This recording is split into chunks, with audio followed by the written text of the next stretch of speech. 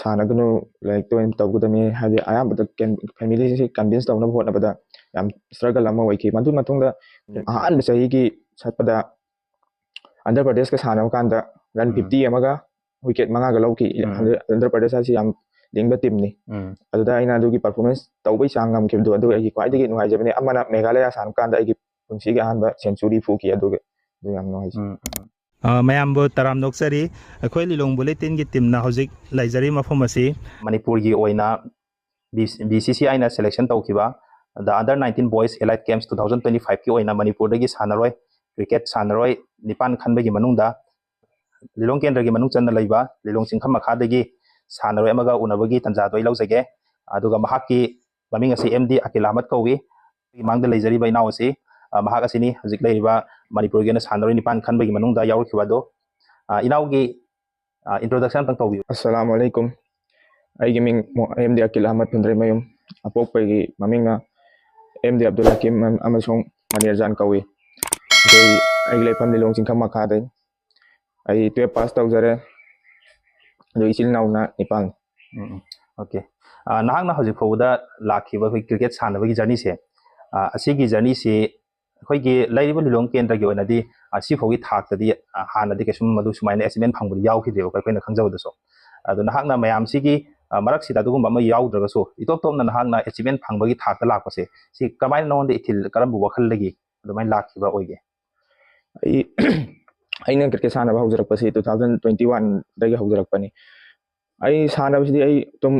ꯑꯩꯅ ꯒ꯭ꯌꯥꯟ ꯍꯦꯛ ꯇꯥꯔꯛꯄꯗꯒꯤ ꯑꯩꯈꯣꯏꯒꯤ ꯏꯌꯥꯝꯕꯁꯤꯡ ꯑꯗꯨꯝ ꯁꯥꯟꯅꯕ ꯎꯖꯩ ꯃꯈꯣꯏꯗꯒꯤ ꯎꯕꯗꯨꯗ ꯑꯩ ꯏꯁꯥꯗꯁꯨ ꯁꯥꯟꯅꯕꯁꯦ ꯑꯄꯥꯝꯕ ꯄꯣꯛꯈꯤ ꯑꯗ ꯑꯩ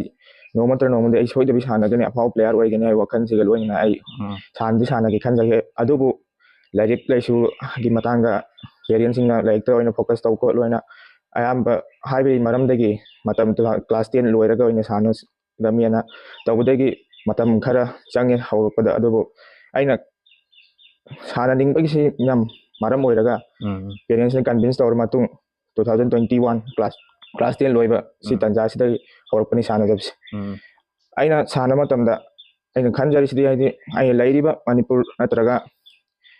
ꯑꯩꯈꯣꯏꯒꯤ ꯏꯔꯝꯗꯝꯁꯤꯗꯒꯤ ꯑꯩꯅ ꯈ꯭ꯋꯥꯏꯗꯒꯤ ꯐꯖꯕ ꯄ꯭ꯂꯦꯌꯥꯔ ꯍꯥꯏꯕ ꯅꯠꯇ꯭ꯔꯒ ꯑꯐꯕ ꯄ꯭ꯂꯦꯌꯥꯔ ꯍꯥꯏꯕꯗꯨ ꯑꯣꯏꯒꯦ ꯍꯥꯏꯕ ꯋꯥꯈꯜꯂꯣꯟꯒ ꯂꯣꯏꯅꯅ ꯑꯩꯅ ꯍꯣꯠꯅꯈꯤ ꯑꯩꯅ ꯑꯍꯥꯟꯕ ꯍꯣꯠꯅꯕ ꯃꯇꯝꯗ ꯑꯩ ꯇꯦꯅꯤꯁꯁꯤ ꯃꯔꯛ ꯃꯔꯛꯇ ꯇꯣꯔꯅꯥꯃꯦꯟꯒꯨꯝꯕ ꯁꯥꯟꯅꯔꯛꯈꯤ ꯑꯗꯨꯕꯨ ꯑꯩꯈꯣꯏꯒꯤ ꯁꯤꯗ ꯂꯩꯔꯤꯕ ꯇꯔꯦꯠ ꯃꯈꯣꯡꯒꯤ ꯂꯩꯕ RCA ꯁꯤꯗ ꯑꯩꯅ ꯏꯍꯥꯟ ꯍꯥꯟꯅ ꯖꯣꯏꯟ ꯇꯧꯈꯤ ꯃꯇꯝ ꯈꯔ 2021ꯒꯤꯁꯤ ꯅꯣꯕꯦꯝꯕꯔ ꯁ꯭ꯋꯥꯏꯗ ꯑꯩꯅ RCAꯒꯤ ꯁꯤꯗ ꯆꯪꯉꯒ ꯄ꯭ꯔꯦꯛꯇꯤꯁ ꯇꯧꯈꯤ ꯍꯣꯏ ꯃꯣꯏꯒꯤ ꯁꯤꯅꯤꯌꯔ ꯍꯥꯟꯅ ꯁꯥꯟꯅꯔꯝꯕ ꯑꯉꯥꯡ ꯑꯩꯉꯣꯟꯗꯁꯨ ꯍꯥꯟꯅ ꯁꯥꯟꯅꯔꯝꯕ ꯃꯌꯥꯝ ꯂꯩ ꯁꯤꯅꯤꯌꯔꯁꯨ ꯈꯔ ꯂꯩ ꯃꯈꯣꯏꯅꯁꯨ ꯃꯇꯦꯡ ꯄꯥꯡꯕꯤꯔꯒ ꯁꯨꯃꯥꯏꯅ ꯇꯧꯔ ꯈꯣꯠꯂꯒ ꯁꯥꯟꯅꯒꯗꯕꯅꯤ ꯈꯣꯠꯅ ꯍꯥꯏꯕꯁꯤ ꯑꯥꯏꯗꯤꯌꯥ ꯈꯔ ꯐꯪꯈꯤ ꯑꯗꯒꯤ ꯑꯩ ꯑꯗꯨꯝ ꯃꯦꯍꯅꯠꯁꯤ ꯏꯁꯥ ꯏꯊꯟꯇꯅ ꯍꯣꯠꯅꯖꯕꯅꯤ ꯀꯩꯁꯨ ꯑꯦꯀꯥꯗꯃꯤꯅ ꯆꯤꯡꯕ ꯈꯣꯠꯄꯗ ꯆꯪꯕ ꯈꯣꯠꯄꯁꯤ ꯀꯩꯁꯨ ꯂꯩꯇꯦ ꯍꯥꯏꯗꯤ ꯀꯥ ꯍꯦꯟꯅ ꯑꯐꯕ ꯑꯦꯀꯥꯗꯃꯤꯗ ꯆꯪꯕ ꯉꯝꯕꯁꯨ ꯉꯝꯈꯤꯗꯦ ꯍꯥꯏꯗꯤ ꯑꯗꯨꯒ ꯆꯠꯄꯕꯨꯗꯤ ꯃꯔꯛ ꯃꯔꯛꯇ ꯃꯦꯠꯁ ꯁꯥꯟꯅꯕ ꯑꯣꯏꯅ ꯆꯠꯈꯤꯕꯁꯨ ꯌꯥꯎꯏ ꯑꯗꯨꯕꯨ ꯀꯥ ꯍꯦꯟꯅ ꯀꯥꯟꯅꯕ ꯐꯪꯕꯗꯨꯗꯤ ꯑꯣꯏꯈꯤꯗꯦ ꯑꯗꯨ ꯃꯇꯝꯗꯒꯤ ꯀꯣꯆꯁꯤꯡꯅ ꯑꯗꯒꯤ ꯇꯥꯛꯂꯛ ꯈꯣꯠꯂꯛꯄ ꯀꯌꯥꯗꯒꯤ ꯑꯗꯨꯝ ꯈꯔ ꯍꯣꯠꯅꯔꯒ ꯑꯍꯥꯟꯕ ꯇꯣꯔꯅꯥꯃꯦꯟ ꯑꯟꯗꯔ 16ꯒꯤ ꯁꯥꯟꯅꯈꯤ ꯑꯟꯗꯔ 16ꯒꯤ ꯁꯥꯟꯅꯕꯗ ꯑꯩꯈꯣꯏꯅ ꯐꯥꯏꯅꯦꯜꯁꯨ ꯂꯧꯈꯤ ꯑꯗꯨꯕꯨ ꯇꯣꯔꯅꯥꯃꯦꯟꯗꯨꯗ ꯌꯥꯝ ꯀꯥ ꯍꯦꯟꯅ ꯄꯔꯐꯣꯔꯃꯦꯟꯁ ꯄꯤꯕꯕꯨꯗꯤ ꯉꯝꯈꯤꯗꯦ ꯑꯍꯥꯟꯕꯁꯨ ꯑꯣꯏꯕꯅꯤꯅ ꯑꯗꯨꯒꯤ ꯃꯇꯨꯡ 2022ꯗ ꯑꯩꯅ ꯈꯔ ꯍꯣꯠꯅꯔꯒ ꯏꯁꯥ ꯏꯊꯟꯇ ꯕꯣꯜ ꯂꯪꯕ ꯕꯦꯠ ꯄꯥꯏꯕ ꯂꯦꯗꯔꯗ ꯇꯁꯦꯡꯅ ꯕꯦꯠ ꯄꯥꯏꯕꯁꯤ ꯍꯩꯔꯝꯗꯦ ꯇꯦꯅꯤꯁꯇꯕꯨꯗꯤ ꯄꯥꯏ ꯑꯗꯨꯕꯨ ꯂꯦꯗꯔꯗꯗꯤ ꯍꯩꯔꯝꯗꯦ ꯑꯗꯨꯕꯨ ꯄ꯭ꯔꯦꯛꯇꯤꯁ ꯆꯥꯡ ꯅꯥꯏꯅ ꯇꯧꯕ ꯑꯈꯪ ꯑꯍꯩꯁꯤꯡꯅ ꯇꯥꯛꯄꯤ ꯈꯣꯠꯄꯤ ꯀꯌꯥꯗꯒꯤ ꯍꯩꯔꯛꯈꯤ ꯑꯗꯨꯒ 2022ꯗ ꯃꯅꯤꯄꯨꯔꯗꯒꯤ ꯑꯟꯗꯔ 19ꯒꯤ ꯔꯤꯄ꯭ꯔꯖꯦꯟ ꯇꯧꯔꯒ ꯆꯠꯈꯤ ꯑꯗꯨꯒ ꯑꯍꯥꯟꯕ ꯑꯩꯒꯤ ꯄꯨꯟꯁꯤꯒꯤ ꯑꯍꯥꯟꯕ ꯃꯦꯠꯁꯇ ꯑꯩ ꯂꯥꯁ ꯃꯦꯟ ꯑꯣꯏꯅ ꯊꯣꯛꯆꯕꯅꯤ ꯕꯣꯂꯔꯅꯦꯅ ꯆꯠꯄꯅꯤ ꯑꯗꯨꯗ ꯂꯥꯁ ꯃꯦꯟ ꯊꯣꯛꯏ ꯕꯣꯂꯔꯅꯦꯅ ꯆꯠꯄꯅꯤ ꯕꯣꯂꯔ ꯑꯣꯏꯅ ꯆꯠꯄꯗ ꯋꯤꯀꯦꯠ 2ꯕꯨꯗꯤ ꯂꯧꯖꯩ ꯑꯗꯨꯕꯨ ꯀꯥ ꯍꯦꯟꯅ ꯄꯔꯐꯣꯔꯝ ꯇꯧꯕ ꯉꯝꯗꯦ ꯃꯔꯝꯗꯤ ꯑꯩꯈꯣꯏꯗꯒꯤꯗꯤ ꯁꯥꯟꯅꯔꯤꯕ ꯇꯤꯝꯗꯨ ꯖम्मू ꯀश्मीꯔꯒ ꯇꯥꯈꯤ ꯑꯩꯈꯣꯏꯗꯤ ꯀꯥ ꯍꯦꯟꯅ ꯐꯖꯕ ꯇꯤꯝ ꯑꯣꯏꯕꯅꯤꯅ ꯌꯥꯝ ꯄꯔꯐꯣꯔꯃꯦꯟꯁ ꯄꯤꯕ ꯉꯝꯗꯦ ꯑꯗꯨ ꯕꯦꯠꯇꯤꯡꯗꯗꯤ ꯑꯍꯥꯟꯕ ꯄꯨꯟꯁꯤꯒꯤ ꯑꯣꯏꯅ ꯂꯥꯁ ꯃꯦꯟ ꯊꯣꯛꯆꯔꯒ ꯔꯟ 42 ꯂꯧꯈꯤ ꯑꯗꯒꯤ ꯑꯗꯨꯝ ꯀꯣꯆꯁꯤꯡꯅ ꯑꯩꯉꯣꯟꯗ ꯂꯩꯖꯕ ꯇꯦꯂꯦꯟꯁꯤꯡꯁꯤ ꯈꯪꯕꯤꯗꯒꯤ ꯑꯩꯉꯣꯟꯗ ꯃꯈꯣꯏꯅ ꯁꯤ ꯇꯧ ꯈꯣꯠꯂꯨ ꯍꯥꯏꯅ ꯄ꯭ꯔꯦꯛꯇꯤꯁ ꯀꯌꯥꯗ ꯃꯇꯦꯡ ꯄꯥꯡꯕꯤꯔꯛꯄꯗꯒꯤ ꯑꯗꯨꯝ ꯏꯝꯄ꯭ꯔꯨꯞ ꯅꯣꯡꯃꯒꯤ ꯃꯈꯣꯏꯅ ꯍꯥꯏꯕꯒꯤ ꯃꯇꯨꯡ ꯏꯟꯅ ꯁꯥꯟꯅꯔꯒ ꯏꯝꯄ꯭ꯔꯨꯞ ꯑꯣꯏꯖꯔꯛꯑꯒ ꯅꯣꯡꯃꯒꯤ ꯁꯨꯝ ꯁꯥꯟꯅꯖꯔꯛꯄꯗꯒꯤ ꯁꯤꯒꯤ ꯊꯥꯛꯁꯤ ꯃꯄꯨꯡ ꯊꯧꯖꯥꯟꯕꯤꯗꯨꯅ ꯌꯧꯕꯅꯤ ꯑꯣꯀꯦ ꯏꯅꯥꯎꯒꯤ ꯇꯁꯦꯡꯕꯒꯤꯗꯤ ꯖꯔꯅꯤꯁꯤ ꯌꯥꯝ ꯁꯥꯡꯅ ꯂꯥꯛꯑꯦ ꯍꯥꯏꯇꯥꯔꯦꯀꯣ ꯌꯥꯝꯅ ꯋꯥꯅꯁꯨ ꯍꯣꯠꯅꯔꯛꯄ ꯑꯗꯨꯃꯥꯏꯅ ꯈꯥꯡ ꯀꯟꯕꯒꯤ ꯑꯗꯨꯒꯨꯝꯕꯒꯤ ꯃꯃꯤ ꯑꯃꯁꯨ ꯇꯥꯏ ꯑꯩꯈꯣꯏꯒꯤ ꯋꯥꯈꯜꯗꯁꯨ ꯑꯩꯈꯣꯏꯅ ꯎꯖꯕꯗꯁꯨ ꯑꯗ ꯏꯅꯥꯎꯒꯤ ꯂꯥꯛꯏꯕ ꯖꯔꯅꯤꯁꯦ ꯑꯁꯤꯒꯤ ꯖꯔꯅꯤꯁꯤꯗ ꯑꯩꯈꯣꯏꯒꯤ ꯐꯦꯃꯤꯂꯤꯕꯨꯗꯤ ꯍꯧꯕꯗꯒꯤ ꯁꯞꯄꯣꯔꯠ ꯇꯧꯕꯤ ꯍꯥꯏꯈ꯭ꯔꯦ ꯑꯗ ꯂꯩꯀꯥꯏ ꯈꯨꯜꯒꯤ ꯑꯣꯏꯕ ꯑꯗꯨꯒꯨꯝꯕꯗꯤ ꯁꯞꯄꯣꯔꯠꯁꯤ ꯐꯪꯈꯤꯗꯕ꯭ꯔꯥ? ꯊꯣꯏꯗꯣꯛꯅ ꯐꯪꯕꯗꯤ ꯑꯣꯏꯗꯦ ꯍꯥꯏꯗꯤ ꯂꯩꯀꯥꯏꯅ ꯑꯗꯨꯝ ꯁꯥꯟꯅꯔꯤ ꯃꯥꯏ ꯄꯥꯛꯅꯕ ꯍꯣꯠꯅ ꯑꯗꯨ ꯐꯥꯎꯗꯤ ꯑꯗꯨꯝ ꯕ꯭ꯂꯦꯁꯄꯨꯗꯤ ꯄꯤꯕꯤ ꯑꯗꯨꯒ ꯀꯥ ꯍꯦꯟꯅ ꯃꯈꯣꯏꯒꯤ ꯃꯇꯦꯡꯗꯤ ꯐꯪꯕꯗꯤ ꯑꯣꯏꯈꯤꯗꯦ ꯑꯗꯨꯒ ꯑꯃꯅ ꯑꯩꯈꯣꯏꯒꯤ ꯂꯤꯂꯣꯡ ꯀꯦꯟꯗ꯭ꯔꯒꯤ ꯃꯅꯨꯡꯗ ꯀ꯭ꯂꯕ ꯑꯣꯔꯒꯅꯥꯏꯖꯦꯁꯟ ꯃꯌꯥꯝ ꯂꯩꯗꯅꯀꯣ ꯁꯥꯟꯅꯕꯒꯤ ꯔꯤꯂꯦꯇꯦꯗ ꯑꯣꯏꯕꯁꯨ ꯂꯩꯔꯦ ꯑꯗꯨꯒ ꯌꯨꯠꯀꯤ ꯑꯣꯏꯕꯁꯨ ꯂꯩ ꯑꯗꯨꯒ ꯑꯁꯤ ꯃꯌꯥꯝꯁꯤꯒꯤ ꯀ꯭ꯂꯕ ꯑꯣꯔꯒꯅꯥꯏꯖꯦꯁꯟꯁꯤꯡꯁꯤꯒꯤ ꯑꯁꯣꯝꯗꯒꯤꯗꯤ ꯑꯗꯨꯒꯨꯝꯕ ꯃꯇꯦꯡꯗꯤ ꯐꯪꯈꯤꯗꯕ꯭ꯔꯥ ꯑꯗꯨꯒꯨꯝꯕꯗꯨꯁꯨ? ꯃꯇꯦꯡꯗꯤ ꯐꯪꯈꯤꯗꯦ ꯑꯇꯣꯞꯄ ꯀ꯭ꯂꯕ ꯑꯣꯔꯒꯅꯥꯏꯖꯦꯁꯟ ꯀꯔꯤꯒꯨꯝꯕ ꯑꯝꯇꯗꯤ ꯃꯇꯦꯡ ꯂꯥꯛꯈꯤꯗꯦ ꯐꯪꯈꯤꯗꯦ ꯇꯁꯦꯡꯕꯩꯗꯤ ꯁꯤ ꯃꯇꯦꯡ ꯁꯤꯒꯨꯝꯕ ꯀ꯭ꯂꯕ ꯑꯣꯔꯒꯅꯥꯏꯖꯦꯁꯟꯒꯨꯝꯕ ꯂꯩꯀꯥꯏꯒꯤ ꯌꯥꯎꯔꯒꯗꯤ ꯍꯦꯟꯅꯁꯨ ꯅꯉꯣꯟꯗꯁꯨ ꯂꯥꯏꯅꯁꯨ ꯉꯁꯥꯏꯒꯤ ꯅꯪꯅ ꯂꯥꯛꯈꯤꯕ ꯖꯔꯅꯤꯗꯣ ꯑꯗꯣ ꯈꯤꯇꯪ ꯂꯥꯏꯕꯁꯨ ꯑꯣꯏꯗꯦꯕꯀꯣ ꯑꯗꯨꯅ ꯖꯁꯁꯤꯗ ꯅꯍꯥꯛꯀꯤ ꯋꯥꯈꯜꯗ ꯍꯥꯏꯅꯤꯡꯕ ꯂꯩꯕ꯭ꯔꯥ ꯑꯩꯈꯣꯏꯒꯤ ꯅꯪꯒꯤ ꯖꯔꯅꯤꯗꯕꯨꯗꯤ ꯏꯁꯥꯅ ꯑꯗꯒꯤ ꯐꯦꯃꯤꯂꯤꯅ ꯌꯥꯝꯅ ꯐꯨꯜ ꯁꯞꯄꯣꯔꯠ ꯇꯧꯕꯗꯒꯤ ꯑꯗꯨꯃꯥꯏꯅ ꯂꯥꯛꯈ꯭ꯔꯦꯀꯣ ꯑꯗꯣ ꯍꯧꯖꯤꯛ ꯂꯤꯂꯣꯡ ꯀꯦꯟꯗ꯭ꯔꯒꯤ ꯃꯅꯨꯡꯗ ꯑꯉꯥꯡ ꯀꯌꯥ ꯑꯃꯁꯨ ꯑꯩꯈꯣꯏꯅꯁꯨ ꯎꯏꯗꯅ ꯂꯩꯀꯥꯏ ꯈꯨꯜꯗ ꯁꯥꯟꯅꯕ ꯇꯣꯔꯅꯥꯃꯦꯟꯒꯨꯝꯕ ꯊꯣꯛꯄꯗ ꯍꯧꯖꯤꯛ ꯀ꯭ꯔꯤꯀꯦꯠ ꯈꯛꯀꯤ ꯋꯥ ꯅꯠꯇꯅ ꯑꯇꯣꯞꯄ ꯁꯥꯟꯅꯕ ꯃꯈꯜꯁꯤꯡꯗꯁꯨ ꯑꯇꯣꯞꯄ ꯒꯦꯝꯁꯤꯡꯗꯁꯨ ꯑꯗꯨꯝ ꯍꯩꯊꯣꯏ ꯁꯤꯡꯊꯣꯏꯕ ꯈꯔꯕꯨꯗꯤ ꯑꯉꯥꯡ ꯊꯦꯡꯅꯩꯕ ꯂꯤꯂꯣꯡ ꯃꯅꯨꯡꯒꯤ ꯑꯣꯏꯅ ꯑꯗꯣ ꯃꯣꯏꯁꯤꯡꯁꯦ ꯑꯩꯈꯣꯏꯅ ꯁꯞꯄꯣꯔꯠ ꯑꯃ ꯇꯧꯕꯤꯗ꯭ꯔꯒꯗꯤꯀꯣ ꯐꯦꯃꯤꯂꯤꯅ ꯇꯧꯕꯗꯤ ꯇꯧꯔꯝꯒꯅꯤ ꯐꯦꯃꯤꯂꯤꯅ ꯇꯧꯕ ꯄ꯭ꯂꯁ ꯂꯩꯀꯥꯏꯅ ꯁꯞꯄꯣꯔꯠ ꯇꯧꯔꯒꯗꯤ ꯍꯦꯟꯅꯁꯨ ꯃꯉꯣꯟꯗ ꯂꯥꯏꯅ ꯃꯥꯏ ꯄꯥꯛꯄꯒꯤ ꯂꯝꯕꯤ ꯑꯃꯁꯨ ꯑꯣꯏꯗꯣꯏꯅꯦꯕ ꯑꯗꯨꯗ ꯅꯍꯥꯛꯀꯤ ꯋꯥꯈꯜꯗꯒꯤ ꯂꯤꯂꯣꯡ ꯀꯦꯟꯗ꯭ꯔꯒꯤ ꯂꯩꯔꯤꯕ ꯀ꯭ꯂꯕ ꯑꯣꯔꯒꯅꯥꯏꯖꯦꯁꯟꯁꯤꯡꯁꯦ ꯁꯤꯒꯤꯁꯤꯡꯁꯤꯗ ꯀꯔꯤ ꯃꯦꯁꯦꯖ ꯄꯤꯅꯤꯡꯒꯦ ꯁꯨꯃꯥꯏꯅ ꯍꯧꯒꯠꯂꯛꯏꯕ ꯅꯍꯥꯁꯤꯡꯁꯤꯗ ꯁꯥꯟꯅꯔꯣꯏꯁꯤꯡꯁꯤꯗ ꯄꯨꯛꯅꯤꯡ ꯊꯧꯒꯠꯄꯒꯤ ꯃꯑꯣꯡꯁꯦ ꯅꯪ ꯀꯔꯤ ꯃꯦꯁꯦꯖ ꯄꯤꯅꯤꯡꯉꯤ ꯃꯈꯣꯏꯗ?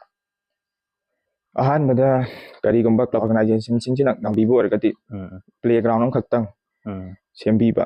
ꯄ꯭ꯂꯦꯌꯥꯔꯁꯤꯡ ꯍꯧꯖꯤꯛ ꯂꯤꯂꯣꯡ ꯃꯅꯨꯡꯁꯤꯗ ꯄ꯭ꯂꯦꯒ꯭ꯔꯥꯎꯟ ꯍꯥꯏꯁꯦ ꯑꯝꯇ ꯂꯩꯇꯦ ꯄ꯭ꯂꯦꯒ꯭ꯔꯥꯎꯟ ꯂꯩꯇꯕꯅ ꯃꯔꯝ ꯑꯣꯏꯔꯒ ꯑꯩꯈꯣꯏꯗ ꯄ꯭ꯔꯦꯛꯇꯤꯁ ꯇꯧꯕ ꯈꯛꯇ ꯑꯣꯏꯅ ꯇꯧꯔꯦ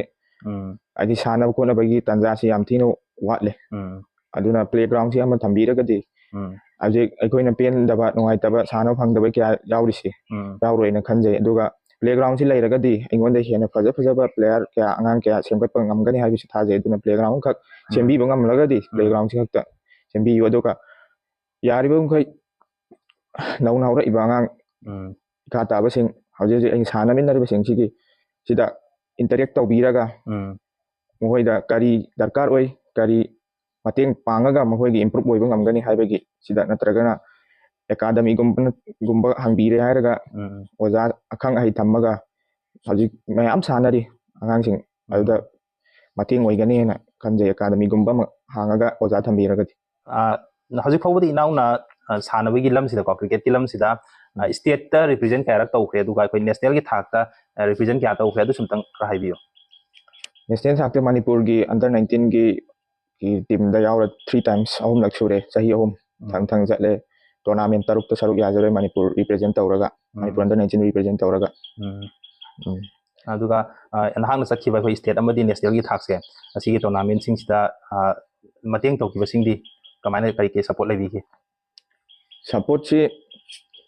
ꯐꯦꯃꯤꯂꯤꯗꯒꯤ ꯃꯔꯨ ꯑꯣꯏꯅ ꯐꯪꯉꯦ ꯃꯊꯪꯗ ꯑꯩ ꯄꯨꯟꯁꯤꯒꯤ ꯑꯍꯥꯟꯕ ꯅꯦꯁꯅꯦꯜ ꯆꯠꯄꯗ ꯑꯩꯒꯤ ꯏꯌꯥꯝꯕ ꯊꯣꯛꯄ ꯑꯃꯈꯛ ꯃꯥꯅ ꯑꯩꯕꯨ ꯐꯖꯅ ꯁꯞꯄꯣꯔꯠ ꯇꯧꯕꯤꯔꯛꯑꯒ ꯑꯩꯅ ꯄꯔꯐꯣꯔꯝ ꯄꯤꯕꯁꯤ ꯏꯌꯥꯝꯕꯗꯨ ꯃꯃꯤꯡ ꯄꯟꯕ ꯏꯌꯥꯝꯕ ꯈꯦꯇ꯭ꯔꯤ ꯀꯥꯏꯔꯪꯗꯒꯤ ꯁꯨꯜꯇꯥꯟ ꯀꯔꯤꯝ ꯀꯧꯏ ꯁꯨꯜꯇꯥꯟ ꯀꯔꯤꯝ ꯍꯥꯏꯕ ꯃꯥꯁꯨ ꯀ꯭ꯔꯤꯀꯦꯠ ꯁꯥꯟꯅꯕ ꯄ꯭ꯂꯦꯌꯥꯔꯅꯤ ꯃꯥꯅ ꯃꯇꯦꯡ ꯄꯥꯡꯕꯤꯈꯤ ꯑꯩꯒꯤ ꯑꯋꯥꯠꯄ ꯀꯌꯥꯗ ꯃꯇꯦꯡ ꯄꯥꯡꯕꯤꯗꯨꯅ ꯃꯥꯒꯤ ꯃꯅꯥꯛꯇ ꯀꯧꯕꯤꯗꯨꯅ ꯄ꯭ꯔꯦꯛꯇꯤꯁ ꯇꯧꯍꯟꯗꯅ ꯈꯣꯠꯇꯅ ꯇꯧꯕꯤꯔꯒ ꯃꯥꯅ ꯃꯇꯦꯡ ꯄꯥꯡꯕꯤꯈꯤ ꯑꯃꯁꯨꯡ ꯃꯥꯒ ꯐꯦꯃꯤꯂꯤꯒꯅ ꯃꯇꯦꯡ ꯄꯥꯡꯉꯒ ꯆꯠꯈꯤ ꯌꯥꯝ ꯅꯨꯡꯉꯥꯏꯖꯩ ꯏꯌꯥꯝꯕꯗꯨꯁꯨ ꯊꯥꯒꯠꯆꯔꯤꯀꯣ ꯅꯍꯥꯛꯉꯣꯟꯗ ꯃꯇꯦꯡ ꯇꯧꯕꯤꯈꯤꯕ ꯑꯗꯨꯒꯤꯗꯃꯛꯇ ꯑꯗꯨꯒ ꯍꯟꯗꯛꯁꯤ ꯅꯍꯥꯛꯅ ꯑꯩꯈꯣꯏꯒꯤ BCCIꯒꯤ ꯑꯟꯗꯔ 19 ꯇꯤꯝꯒꯤ ꯁꯦꯂꯦꯛꯁꯟ ꯐꯪꯕꯁꯦ ꯁꯤꯒꯤ ꯐꯪꯕ ꯇꯟꯖꯥꯗ ꯅꯪꯅ ꯄꯥꯎ ꯇꯥꯕꯗ ꯅꯉꯣꯟꯗ ꯀꯩ ꯐꯤꯜ ꯇꯧꯈꯤꯒꯦ? ꯍꯔꯥꯎꯕꯒꯤ ꯐꯥꯎꯕ ꯍꯥꯏꯇꯥꯔꯦ ꯍꯔꯥꯎꯕꯗꯤ ꯐꯥꯎꯔꯝꯗꯣꯏꯅꯦꯕꯀꯣ ꯑꯗ ꯍꯔꯥꯎꯕ ꯐꯥꯎꯕꯗ ꯅꯉꯣꯟꯗ ꯀꯃꯥꯏꯅ ꯃꯗꯨꯒꯤ ꯑꯦꯛꯁꯄ꯭ꯔꯦꯁꯟ ꯇꯧꯅꯤꯡꯉꯦ ꯑꯗꯨꯒꯤ ꯃꯇꯥꯡꯗꯣ? BCCI ꯈꯜꯂꯛꯄ ꯍꯥꯏꯁꯦ ꯑꯍꯥꯟꯕꯗ ꯑꯩꯈꯣꯏꯒꯤ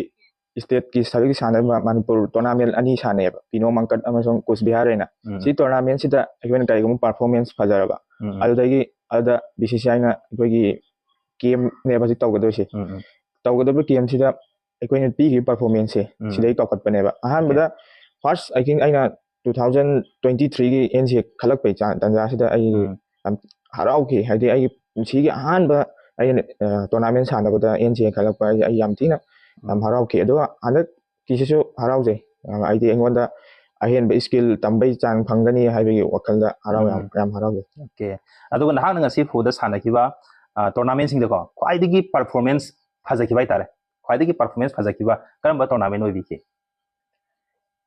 ꯇꯣꯔꯅꯥꯃꯦꯟ ꯁꯥꯟꯅꯔꯤꯕ 6ꯃꯛꯁꯤꯗ ꯄꯔꯐꯣꯔꯃꯦꯟꯁ ꯑꯗꯨꯝ ꯐꯖꯩ ꯂꯧꯖꯩ ꯑꯩꯅ ꯃꯄꯨꯅ ꯊꯧꯖꯥꯟꯕꯤꯗꯅ ꯑꯩꯅ ꯈ꯭ꯋꯥꯏꯗꯒꯤ ꯄꯥꯝꯕ ꯈ꯭ꯋꯥꯏꯗꯒꯤ ꯐꯖꯈꯤꯕ ꯄꯔꯐꯣꯔꯃꯦꯟꯁ ꯍꯥꯏꯗꯤ ꯑꯩꯅ ꯑꯍꯥꯟꯕ ꯆꯍꯤꯒꯤ ꯆꯠꯄꯗ ꯑꯟꯙ꯭ꯔ ꯄ꯭ꯔꯗꯦꯁꯀ ꯁꯥꯟꯅꯕ ꯀꯥꯟꯗ ꯔꯟ 50 ꯑꯃꯒ ꯋꯤꯀꯦꯠ 5ꯒ ꯂꯧꯈꯤ ꯑꯟꯙ꯭ꯔ ꯄ꯭ꯔꯗꯦꯁ ꯍꯥꯏꯁꯤ ꯌꯥꯝ ꯂꯤꯡꯕ ꯇꯤꯝꯅꯤ ꯑꯗꯨꯗ ꯑꯩꯅ ꯑꯗꯨꯒꯤ ꯄꯔꯐꯣꯔꯃꯦꯟꯁ ꯇꯧꯕꯩ ꯆꯥꯡ ꯉꯝꯈꯤꯕꯗꯣ ꯑꯗꯨ ꯑꯩꯒꯤ ꯈ꯭ꯋꯥꯏꯗꯒꯤ ꯅꯨꯡꯉꯥꯏꯖꯕꯅꯤ ꯑꯃꯅ ꯃꯦꯘꯥꯂꯌꯥ ꯁꯥꯟꯅꯕ ꯀꯥꯟꯗ ꯑꯩꯒꯤ ꯄꯨꯟꯁꯤꯒꯤ ꯑꯍꯥꯟꯕ ꯁꯦꯟꯆꯨꯔꯤ ꯐꯨꯈꯤ ꯑꯗꯨꯒ ꯑꯗꯨ ꯌꯥꯝ ꯅꯨꯡꯉꯥꯏꯖꯩ ओके अदुगा अखोई एथलेट खुदिमक्सी को मसी सानबगिसे एनी डिफरेंट गेम होइगेरा अतोप गेम होइगे मसी क्रिकेट की वन नतना फुटबॉल होइगा सो एनी एथलेट खुदिमक्सी प्लेयर खुदिमक्सी लोइनमक चैलेंज स्ट्रगल दि थेंगनगने नत्रा थेंग दिने अखोइना अखोई सामक से प्लेयर मक नत्रगा अखोइना वरी ताबदा फाउ खरबा अखोइगी सक्सेस होइखरबा अचीवमेंट फंगरबा वर्ल्ड के ममिंग लैबा प्लेयर सिंगी वरी ताजबदा अखोइना मोइसे लोइन स्ट्रगल तौर हरखि वंत ओए नत्रने अदुना नाक की स्ट्रगल हाइतारेने नाकना सी फौगी थाकसे लापदको सी फौगी थाकसे लापदा नाकना ख्वाइदगी स्ट्रगल तौखिबा तंजा यावखिबा करी करी मतंग स्ट्रगल तौ स्ट्रगल सी फैमिली कन्विंस तौना होटनबा फैमिलीसना लाइक कीदा फोकस तौ खोलुइना यामना प्रेशर पी एनीवन सानरी कांदा मोइना एंगोन लाए हायगा सानगनु लाइक तो तौगदमी हाबे आयाबदा फैमिली से कन्विंस तौना होटनबदा याम स्ट्रगल अमा ओइखि मधु मतुंगदा फैमिलीना यारा अमतुंग आइजि करादि चटलगा कमाइन तौरगा आई सानरगदरमो लेदर का टेनिस याम तीन खेनबा अमा ओइबनिना लेदर सिदी यामनदा प्रैक्टिस तौब दरकार ओइ खोले अदुना आई प्रैक्टिस सि कमाइन तौरगा आइगोन इम्प्रूव लखनगनी करम एकाडमी चटलगा सानगनी कोनगनी हाइबेगी तंजादसु याम वाके अदुगा किट बेक किट कुंबा लैबा क्रिकेट की बेट लांग लैबा बॉल लैबा याम एक्सपेंसिव ओइबनिना फैमिली कंडीशन सु काहन फबो ओइदबनिना अदुगी एक्सपेंसिव ओइबा पोचै लैबदसु कितंग खुयौनखि अदुबु अखोइगी सानमिनरिबा लिलोंसे मयम हाना इंगोंदि सानबा मयम यावरमे यावरमे मखोइदगी अइना बेट पाइबो ओइरो दे मखोइदे मतेंग कयासु लौखि मखोइनासु मतेंग कया पांगबिरखि अदुदा सिलेक्शन की टाइमिंग से स्वाइदा कितंग हाइदि परफॉर्मेंस पुदी पीरगा लैबा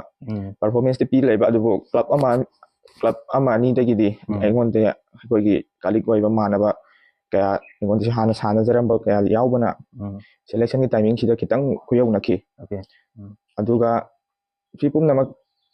आइना परफॉर्मेंस फजखि हाइना लौजे अहानबा आइना टूर्नामेंट दा फजखिबना आइगी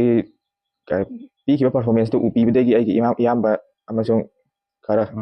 ओजासिंगना आई मतेंग पांगबिरागा सुमाइना तौखिने तो का हेना स्ट्रगल ओइ भाइबो आइबदी सिलेक्शन की टाइमिंग दा कितंग ओइ कितु खक्तंग अतैदि का ओइ अदुगा नाहक से हजिक कॉलेज सु तंबिरी हाय अदु सानबगा कॉलेज का कोइ लाइक एजुकेशन से सिगे दे कितंग टाइमिंग हाय तारे कोइ मेंटली ओइना सु खरादि कॉन्फ्लिक्ट अमदुम लैदुनेबको अदु नाहकना एजुकेशन का नाहक हजिक कॉलेज तमलिबा सिगा सानबसिगा मागी टाइम मैनेजमेंट हाय तारे सिगे कमाइना मैनेज तौबिगी अदु कितंग वाय हाय तारे दि कॉलेज से कादबसि यादबा दै सानबसि चांग नाइन प्रैक्टिस तौरक्तबसि यादबा मिनिट खुदिंग हजिक लैबगुम स्केड्यूल से सानबसे अदुना आइना लाइरिक्सी हाइसिदि तुम सेकेंडरी दोइना थम्मगा आइना संगो मतमदा या मओंगदा तुम मैनेज तौवे हाइता ओके याम नुंगाइजे इनाउ ngasi उनगा इनाउना हजु फौबदा स्टेट अमदि नेशनल लेवल दा ट्रॉफी दे कया मो लौगिखरे नेशनल गिदी मैच काबसि तंग वाय अदुगा अंडर 19 गिदि करि टूर्नामेंट नेशनल तौबसि प्लेयर ऑफ द मैच दि लैते तुम स्टेट गिदी प्लेयर ऑफ द मैच लैबनिना आइना 15 to 16 की मयादा तुमैना प्लेयर ऑफ द मैच तुम तारमगनी तासी ओके ओके अदुगा अखोइ अरोइबदा कोइ नाउदगी अखोइना खंजनिंगबसे मणिपुर की हौगलक्लिबा हौजिक नहासिंगसे सानरिबा नहासिंगसे अमदि सानदबदा लैबा हाइतारे प्लेयर मक्स नत्तबको अंगांसिंग याम लैरिदन हौजिक खरा ngauसिनबा दगी कय हेनि मतम मांगहन बाय तारे को मसागी एम अमा लैतबा सिना गारेन तौदबा अदु मखोइ सिंगिद मसी सानबगी कंटेक्स्ट ता ओइरगा सु नत्रगा सानदबा अंगांसिंगसि ओइना अपुनबगी ओइना नाना करी मेसेज पिबिनिंगे हौगलैबि युथसिंगसिदा हौगलैबि युथसिंगसिदा आइना हाइजनिंगबदी अखोइ पेरेंट्सिंग हाइरिबा अखोइ ngauसिनरसि पेरेंट्सिंग दि ngauसिन ओइदि हाइबदि नत्ते पेरेंट्सिंग हाइरिबा पोसिंग द मखोइ पेरेंट्सिंग की यातंग इल्लु अदुगा पुंसीसि हिंगदी पुंसीसि की कार वैल्यू अमदि लैहल्लो अदुगा अंग हिंगिबा रिजल्ट अमगा लोइना हिंगो आइना हाइजनिंगी अदुगा कैसु कानदबदा अंगा ओइरपा हौगलक्पगी ngausin दबनि सा चादना खोतना तौरिबा अदु पुमनमक थादोअगा आई हयेंग तुंगी पुंसीगी खल्लगा मातिक चाबा मी अमा ओइगे हाइ वखंदा इसा इसा की पर्पस अमगा लोइना आइना तौरिबा सामनाबदा सानबदा ओइगेरा लाइक तंबदा ओइरगेरा तौरिबा पोत पुनिंग चांसिंग तौरगा माइ पाकपा मियोय अमा ओइना हिंग ओइमिनसे हाइ ꯌꯥꯝ ꯅꯨꯡꯉꯥꯏꯖꯩ ꯑꯩꯈꯣꯏ ꯏꯅꯥꯎꯅ ꯉꯁꯤ ꯃꯇꯝ ꯈꯔ ꯀꯥꯏꯊꯣꯛꯄꯤꯔꯒ ꯑꯩꯈꯣꯏꯒꯤ ꯇꯤꯝꯒꯁꯨ ꯎꯅꯕ ꯐꯪꯕꯒꯤ ꯇꯥꯟꯖꯥ ꯑꯃ ꯄꯤꯕꯤꯕꯁꯦ ꯑꯩꯈꯣꯏꯒꯤ ꯁꯥꯏꯠꯇꯒꯤ ꯊꯥꯒꯠꯆꯔꯤ Thank you.